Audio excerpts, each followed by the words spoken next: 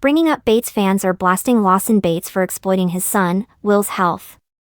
He and his wife, Tiffany Bates, have their own YouTube channel as most of his siblings do. Yet, it was his latest posting that had many of his followers up in arms. Keep reading for more details on what they had to say.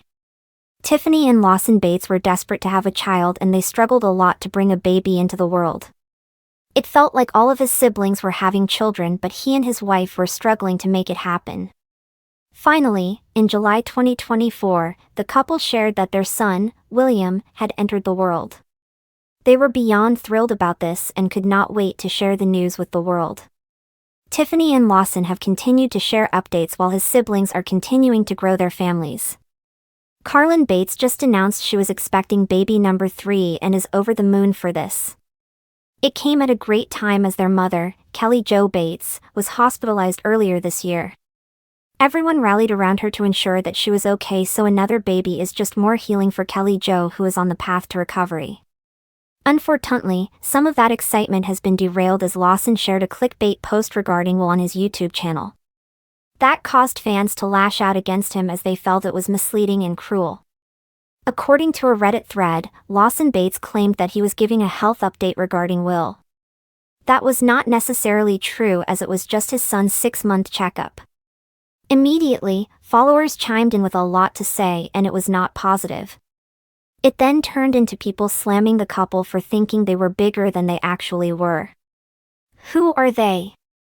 Based on the way that the video was filmed, Bringing Up Bates fans started to bash Lawson Bates. They questioned who he thought he was and if he believed that he was a huge movie star. More so, they noted that Lawson and Tiffany were not entertaining, but their son was. There was also some controversy about the videos going through a high-quality process. A few felt that every influencer used it, whereas others said they had only seen it on Lawson and Tiffany's videos. In the end, it did not matter because the bottom line was they made Will's checkup seem far more dramatic than it was. Have you been following Lawson and his family? Finally, do you think that they have been exploitative when it comes to their son? Let us know in the comments below. In the delicate space where personal tragedy meets public life, the line between authenticity and exploitation can become dangerously blurred. Lawson Bates, a member of the once beloved Bates family known for their wholesome image and deep Christian faith, is now finding himself at the center of a storm, not because of what happened to his family, but because of how he chose to share it. The controversy began innocently enough. Lawson and his wife, Tiffany, recently welcomed their first child, a son, into the world, a moment of joy quickly overshadowed by a terrifying medical emergency. Within days of his birth, baby Noah was rushed to the NICU, struggling with a rare and life-threatening complication. The family, shaken and desperate for answers, leaned on their faith and their followers for prayer and support. But what began as a vulnerable call for compassion spiraled into something far more complex and deeply controversial. The post that sparked it all. It started with a single post. On Instagram, Lawson shared a photo of baby Noah connected to tubes and monitors in a hospital bed. The caption read like a diary entry, raw, emotional, and pleading. "Please pray for our little fighter. We don't know what tomorrow holds," it said. But what drew criticism wasn't the message, it was the way it was framed. At the end of the post, viewers noticed several hashtags promoting Lawson's upcoming music release, as well as a link to a family YouTube video titled "We Almost Lost Our Baby, Our NICU Story," complete with a thumbnail of Tiffany sobbing and Lawson praying by the hospital bed.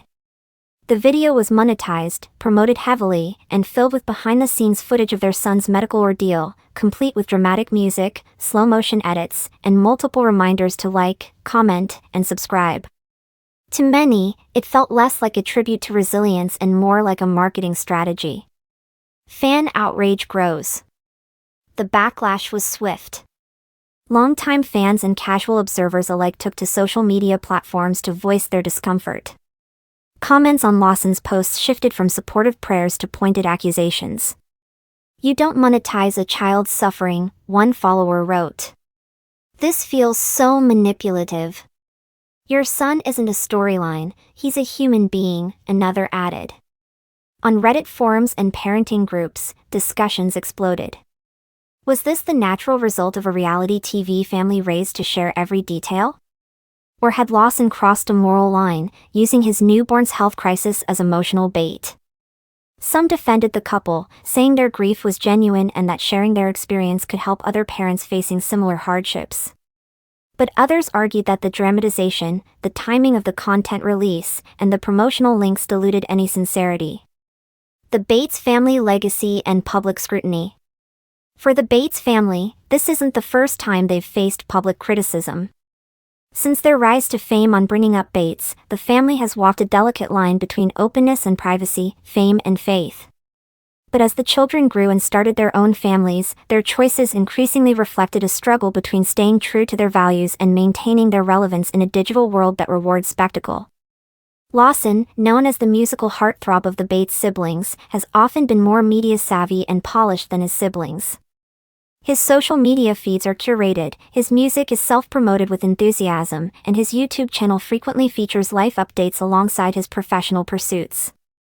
But this time, critics say he went too far. The cost of transparency. Lawson responded to the backlash with a follow-up post.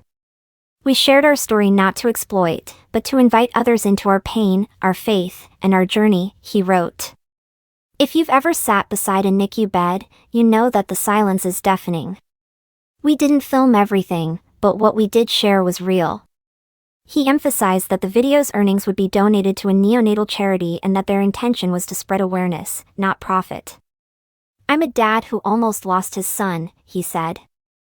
"I would give up every follower I have if it meant no one never had to suffer a day." Yet for many, the damage was already done.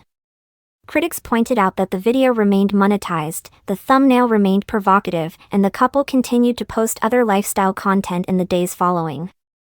If this was about awareness, why include links to your music? One viewer questioned. "You can't ask us to believe it's about pain while promoting your brand in the same breath." Exploitation or expression? The controversy around Lawson Bates taps into a larger conversation about parenting in the age of influence. Where is the ethical boundary between sharing your truth and capitalizing on it? At what point does authenticity become performance? For parents who've experienced similar medical crises, watching Lawson's posts may feel re-traumatizing, a reminder of their own helpless nights in sterile hospital rooms.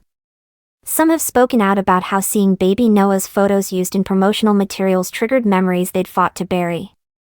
Still, others argue that storytelling, even when uncomfortable, can serve a purpose. One NICU nurse wrote in the comments, "If even one parent finds hope through your video, maybe it's worth it. But please don't lose sight of the child behind the camera." What comes next for Lawson? As the dust settles, Lawson finds himself at a crossroads. His next steps could define how the public views not only him, but the Bates family as a whole. Will he double down, continuing to merge his family's personal journey with his media presence? Or will he take a step back, reevaluate, and redefine the boundary between his son's life and the lens through which the world sees it? In the days following the backlash, Lawson's posts grew more muted. Fewer updates. No music plugs. Just a simple photo of baby Noah smiling for the first time outside the hospital, captioned, "Healing takes time. So does listening." It was a marked shift, a recognition, perhaps, that even the most well-intentioned storytelling must carry the weight of responsibility. Because behind every view, every like, every comment, there's a child. A tiny heartbeat that was once flickering in uncertainty. And the world is watching, not just to see what happens next, but to see whether Lawson Bates can rebuild the trust now teetering on the edge of heartbreak.